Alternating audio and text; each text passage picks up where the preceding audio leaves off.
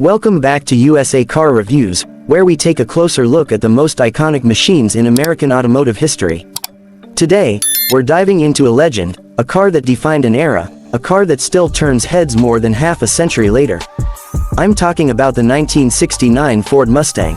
When Ford first introduced the Mustang in 1964, it was an instant hit, creating an entirely new class of vehicle known as the pony car.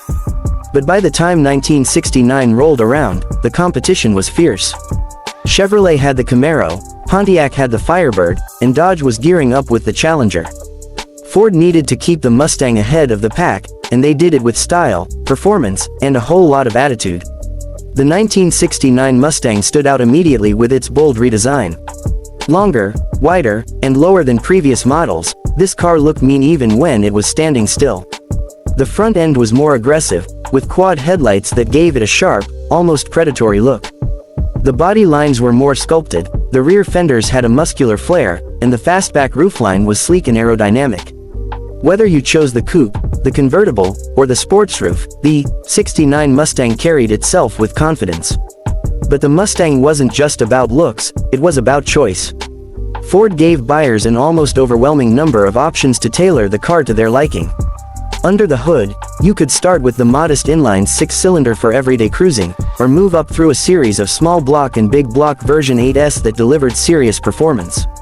The most famous of these, of course, was the 428 Cobra Jet, a powerhouse engine that turned the Mustang into a street-legal drag racer. If that wasn't enough, the Boss 302 and Boss 429 Mustangs were developed with racing in mind, and both of those cars are now considered legends in their own right. Inside, the 1969 Mustang offered an environment that felt sporty yet comfortable. The driver-oriented cockpit featured deep-set gauges, optional wood-grain trim, and high-back bucket seats.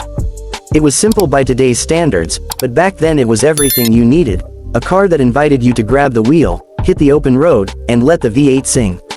On the performance side, the '69 Mustang could be configured to fit almost any driving style.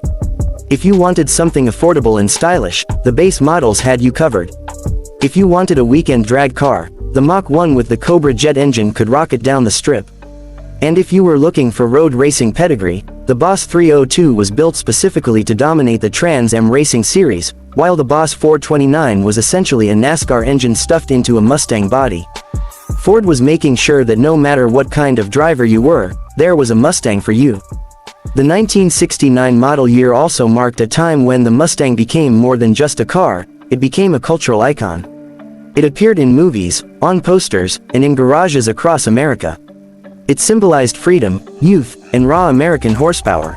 Even today, collectors and enthusiasts chase after these cars because they represent one of the purest forms of muscle car history.